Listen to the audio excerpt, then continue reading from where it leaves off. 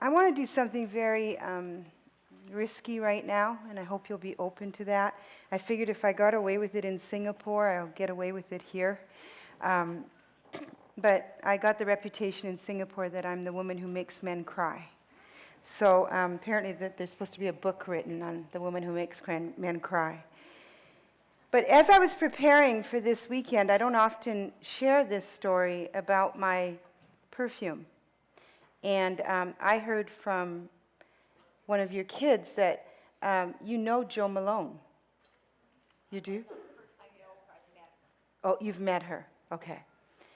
Well, I don't know how many of you know what Jo Malone is and the value of this. I certainly didn't know the value of this. And the sad part about not knowing the value of it is I got it as a gift. And as a speaker, I often do get gifts from the hosts. I'll get a gift basket or whatever, and it's in my hotel room. And so, I appreciate it, and I thank people. But this was a gift given to me, and I don't know who gave it to me.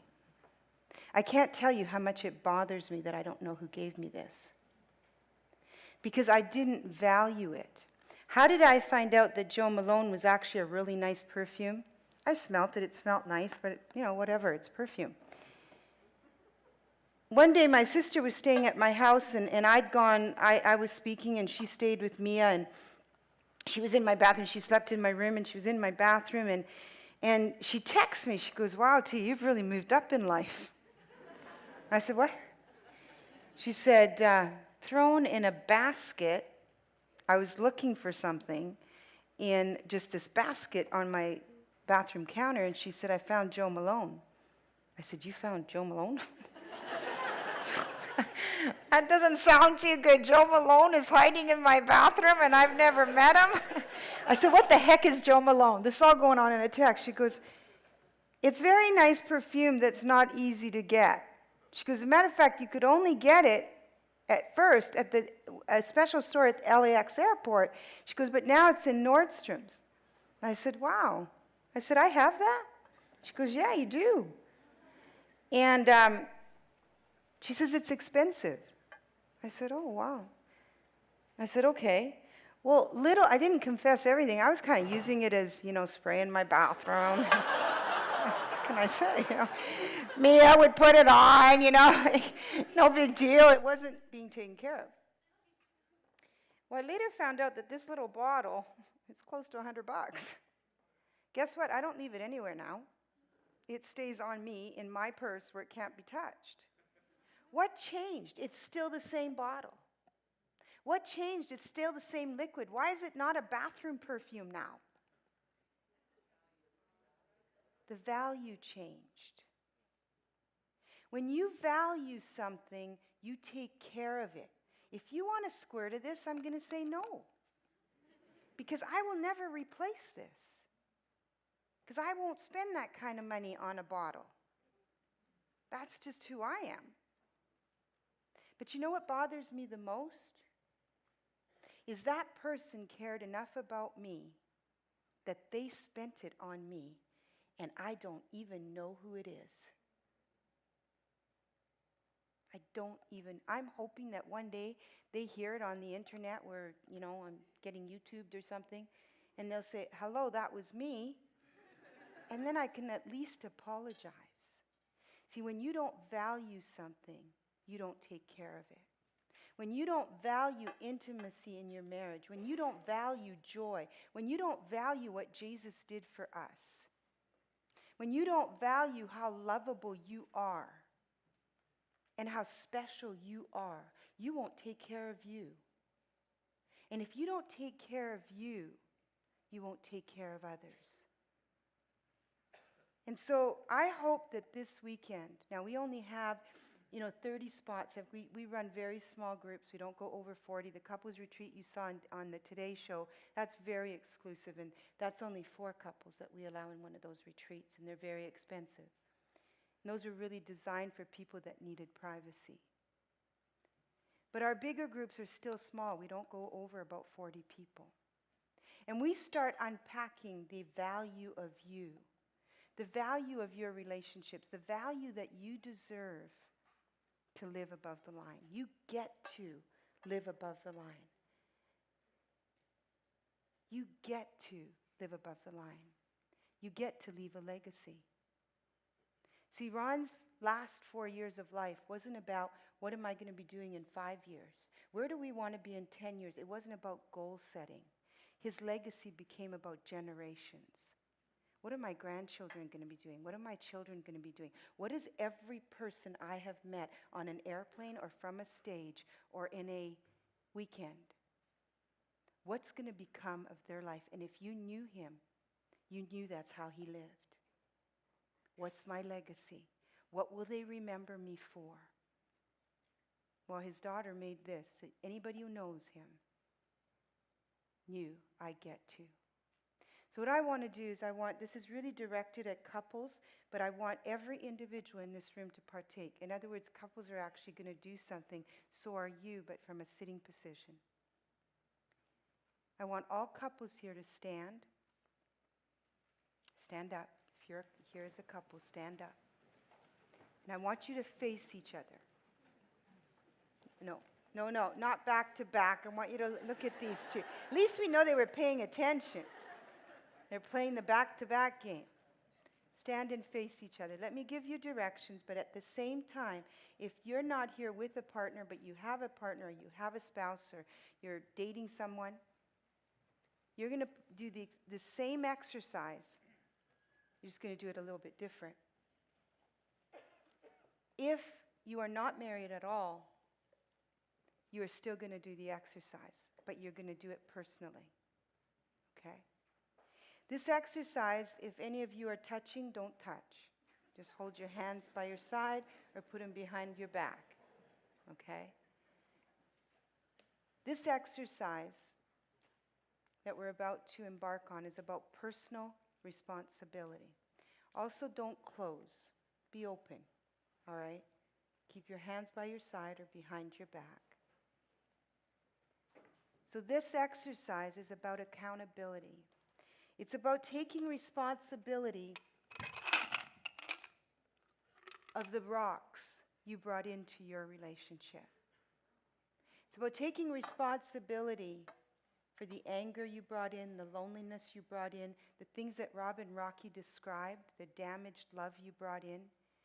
See, where you are today, I don't want ever for you to leave here a victim or leave here thinking we said that now you have an excuse because of what happened to your past, that's why I'm angry. That's not our message. Your past is not an excuse for who you become. It offers you an explanation. That's all it is, so that you can heal and resolve, so you can renew, so you can rewrite. That's the only purpose your past has, so it no longer has power over your future. But first it takes by taking responsibility for what you have brought into your relationships. That's what this is about. So I want you to close your eyes. We're just going to have some soft music playing in the background. Just close your eyes and take a deep breath.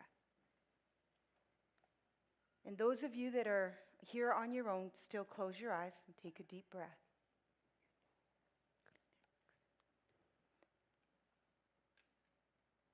And I want you to imagine that you're in your home. And in your home, you have a big screen theater. If you don't have that in your present home, that's okay. Just imagine it, create it. And in that room with the big screen, there's a nice comfy chair. And you're all alone. And you sit in that comfy chair.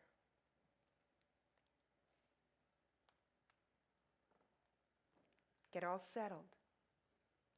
This night has been haunting you for a long time. You know you've had to watch this movie, but you've put it off. You've avoided it. You fought watching it. You withdrew. You froze every time you thought about it. You went through the whole cycle. Because you knew if you watched the movie, you were going to have to take responsibility. Could we just have a bit of soft music playing in the background, please?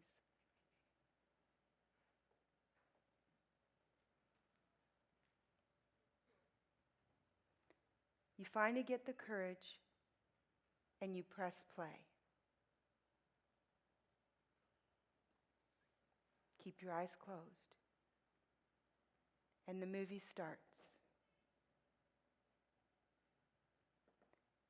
The movie has nothing positive in it about you or your relationship. The movie is made up of clips of when you disappointed her. This is your movie, men first. You disappointed her. When you promised something and didn't do it. When you stayed at work longer than you should have. This movie is about seeing yourself slamming the door. This movie is about the times that you just didn't show up.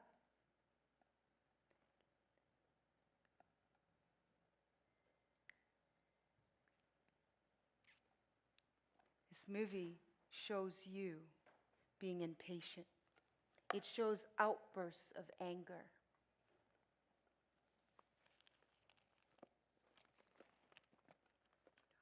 In a moment, you're going to open your eyes.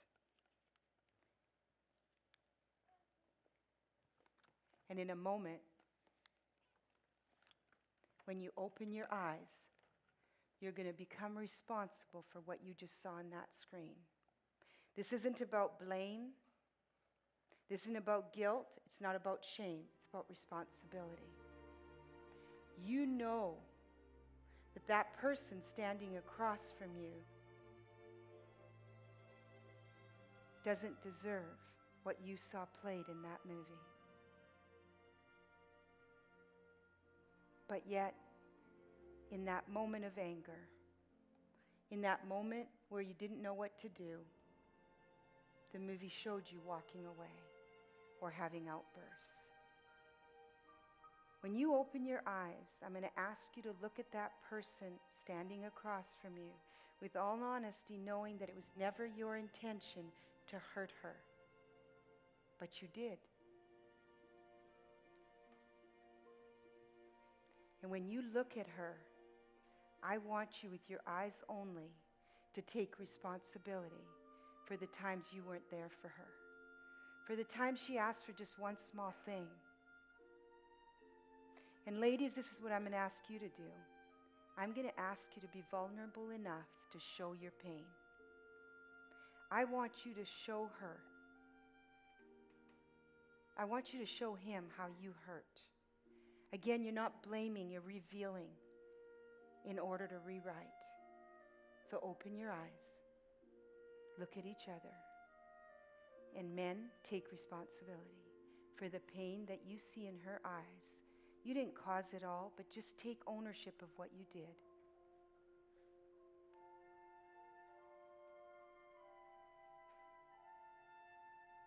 Do you see the pain?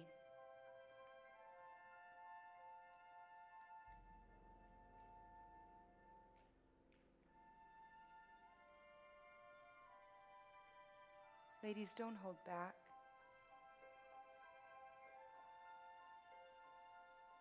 Men, let her feel it that you know. Maybe you didn't know how, but you know you've caused pain. You know you brought your baggage in.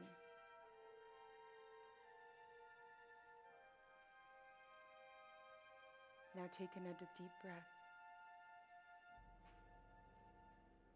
And close your eyes again. Keep your eyes closed, even those of you that are sitting. Take responsibility for pain you've brought into your relationships. Even if you're not married, what do you do in relationships that hurt other people? Now close your eyes and take another deep breath. Ladies, you're in that same theater room all by yourself. And it's your turn to press play.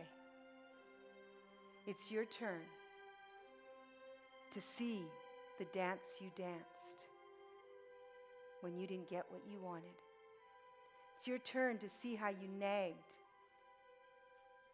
making him maybe not want to come home. The atmosphere you created in your home. when he came in. Many times, maybe just saying, I'm fine. Don't talk to me. If you don't know what's wrong, and you see all these screens go off, and all these moments where you know even seconds later you regretted it, but your pride wouldn't let you admit it. The times where you could have just said, thanks, that really meant a lot to me, but you didn't.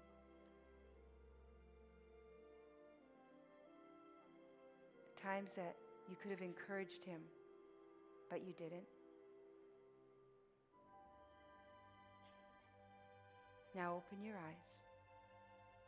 Men, this is a little tougher for some of you, only because we are taught not to show our emotions as men. But you've been hurt. I want you to show her that you too hurt when you didn't get that word of encouragement. Let her see your pain. And ladies, I want you to take responsibility for what you saw on that movie. The impatience. Let him see that you're taking responsibility, not blame, responsibility. Let him see it.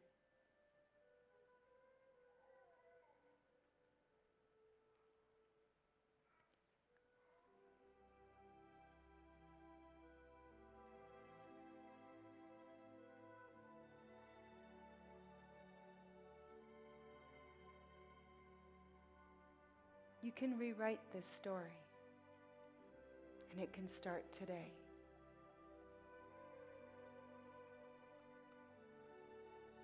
I want you to embrace one another or hold hands.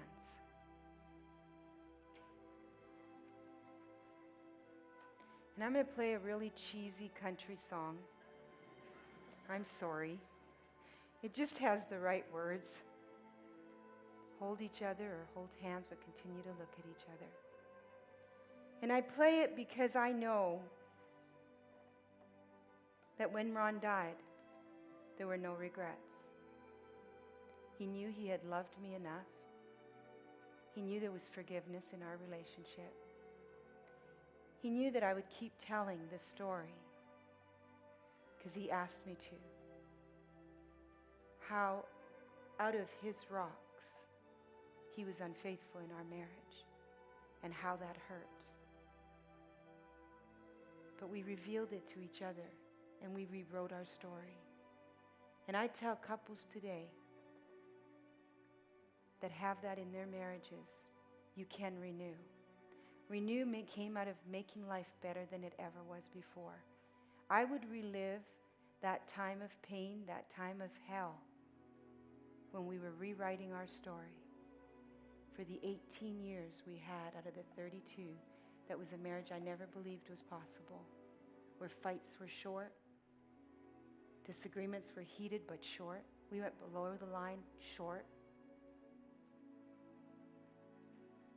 And there was nothing to regret when he took his last breath.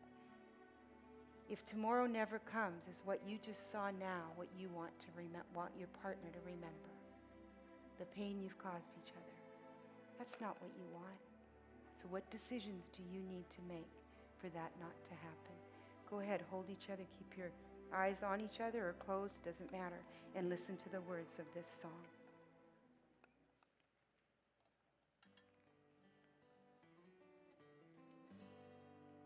Sometimes late at night I lie awake and watch her sleeping. She's lost in peaceful dreams, so I turn out the lights and lay there in the dark. And a thought crosses my mind: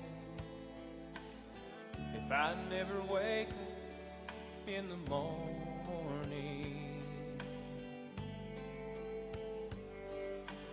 would she ever doubt the way way I feel about her in my heart. If tomorrow never comes,